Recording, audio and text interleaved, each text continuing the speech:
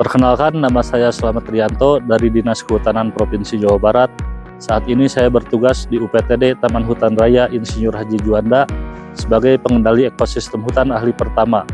Pada kesempatan kali ini, saya akan menyajikan demonstrasi 4 kegiatan yang dilakukan PEH di Tahura Insinyur Haji Juanda.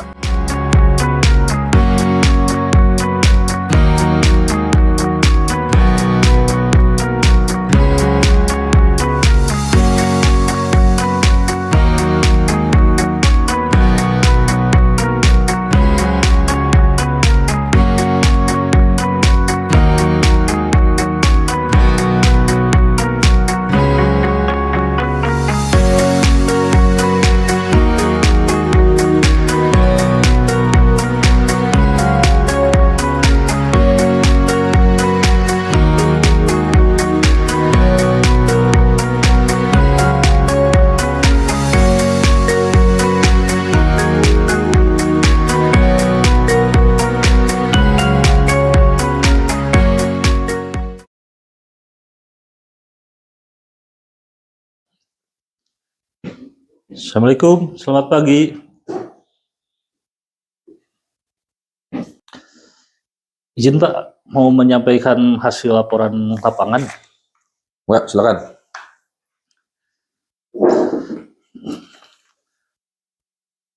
Ini mengenai kegiatan lapangan patroli. Saya dan juga teman-teman dari MMP emang rutin melakukan patroli mandiri untuk pengecekan pal batas khususnya di seluruh kawasan Tahura Juanda. Kondisi existing itu pal batas di kita ada berjumlah 595 pal batas.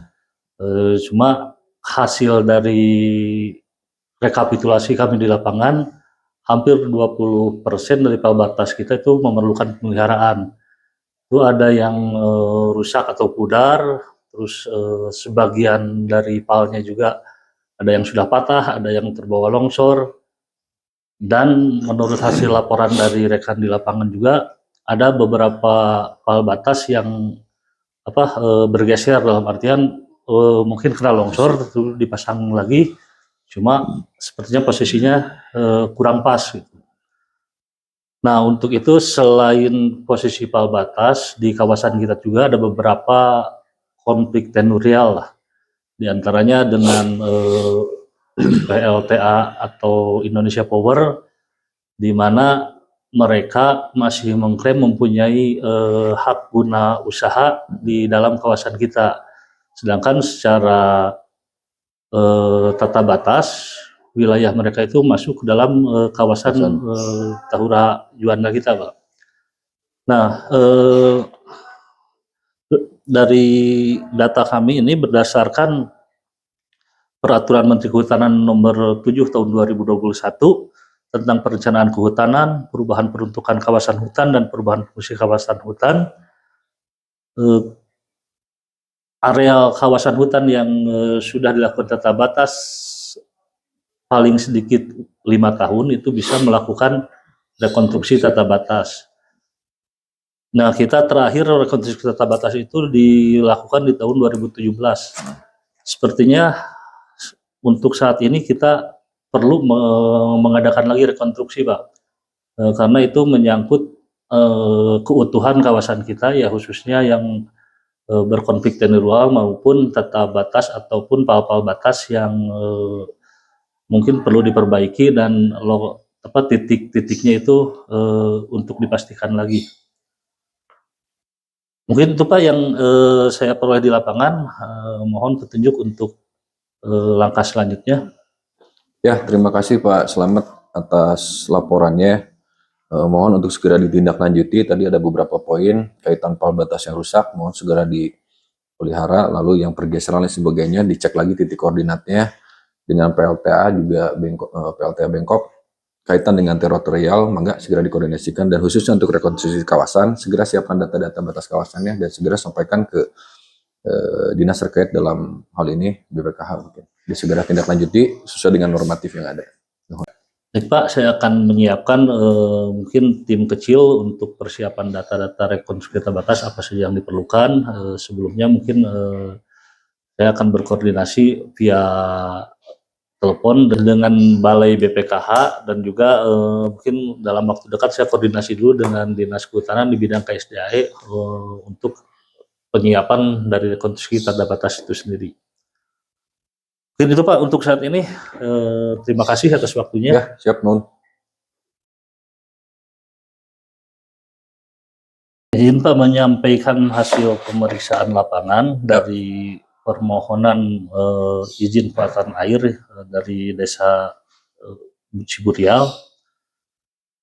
Perlu diketahui ini sebelumnya Desa Ciburial itu sudah punya izin mengenai pemanfaatan air di mata air Seke Gede.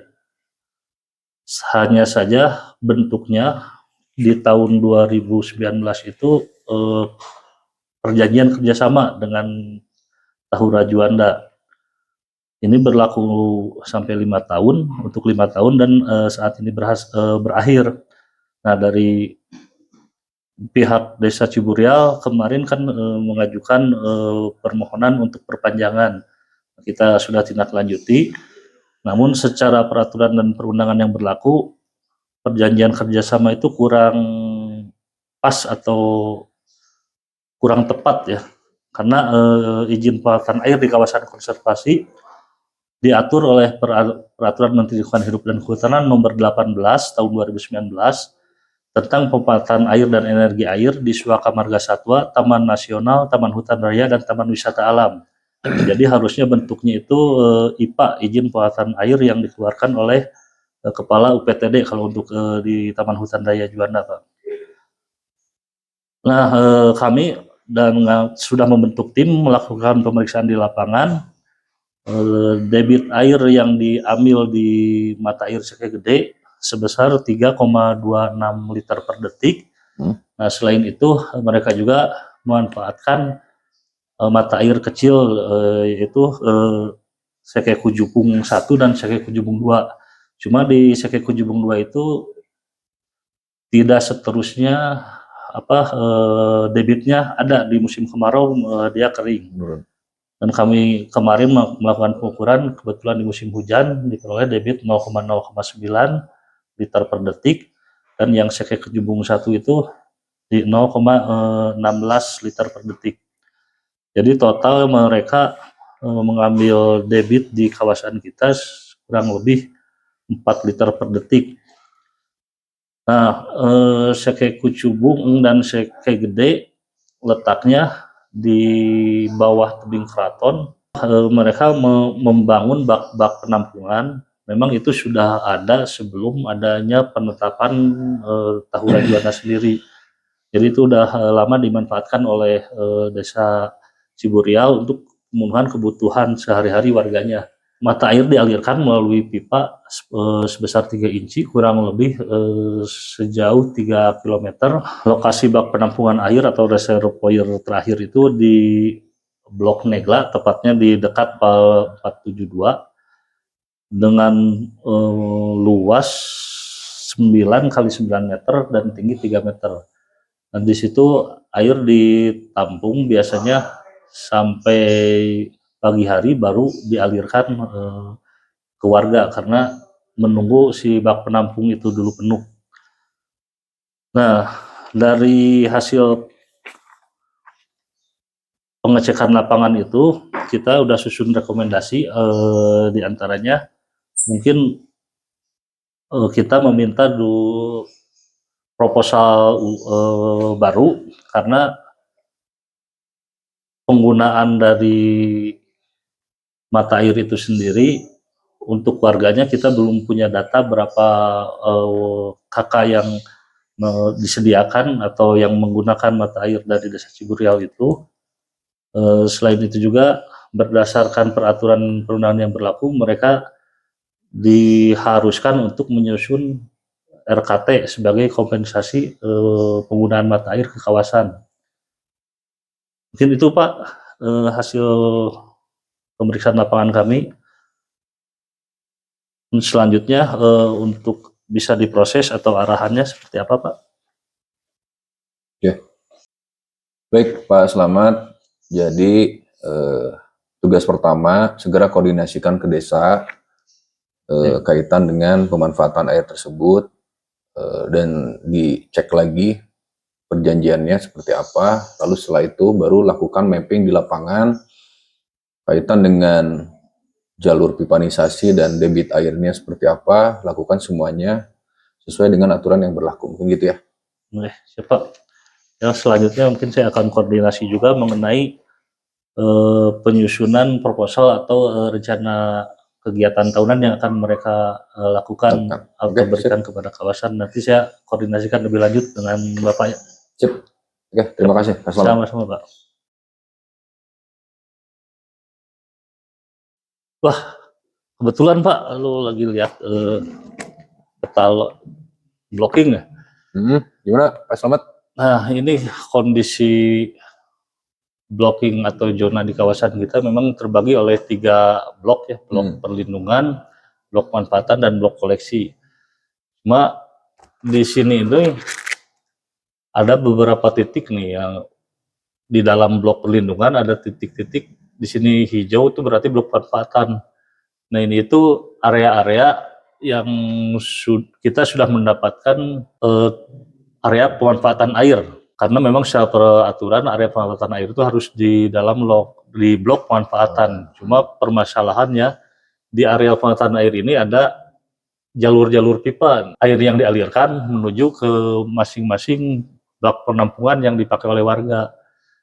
Nah ini blok-blok jalur pipa itu memang sering dilalui oleh pengelola air untuk pengecekan jalur atau kelancaran air itu sendiri. Sedangkan secara blocking itu masuk ke blok perlindungan. Nah itu seharusnya tidak diperkenankan, Pak. Alangkah baiknya kalau ke depan kita ada perubahan atau revisi blok, ya diantaranya juga mengakomodir jalur-jalur pipa yang mata airnya ada di dalam blok lindung. Jadi mungkin seperti contoh di Taman Nasional ya,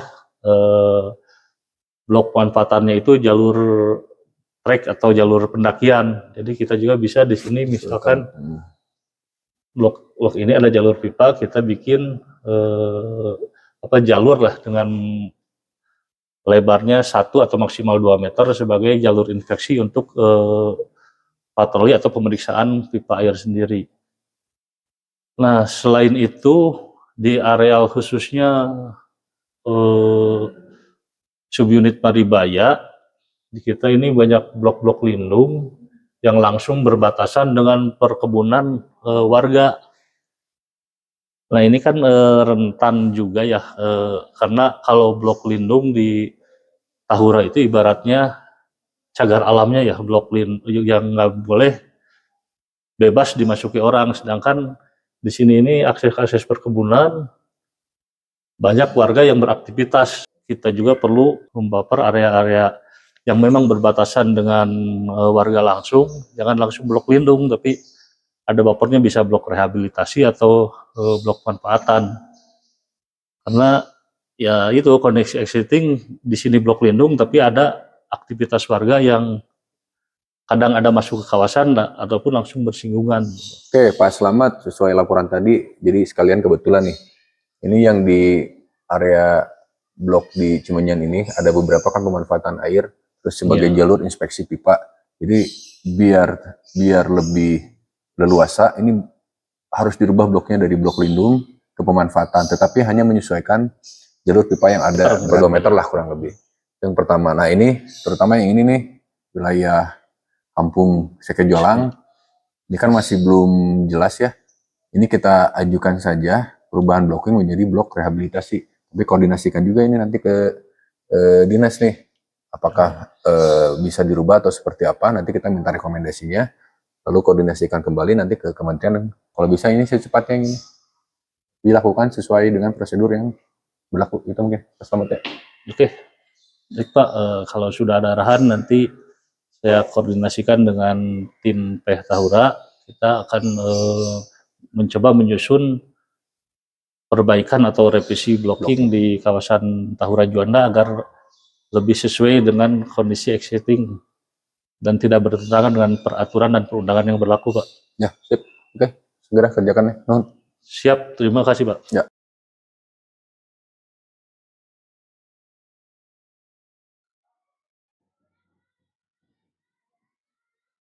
Assalamualaikum. Selamat siang, Selamat Teh. siang. Ya, ada yang bisa saya Ini bantu? saya dari Desa Mekarwangi mau mengajukan perpanjangan perjanjian kerjasama dengan Tahura. Oke. Bagaimana ya?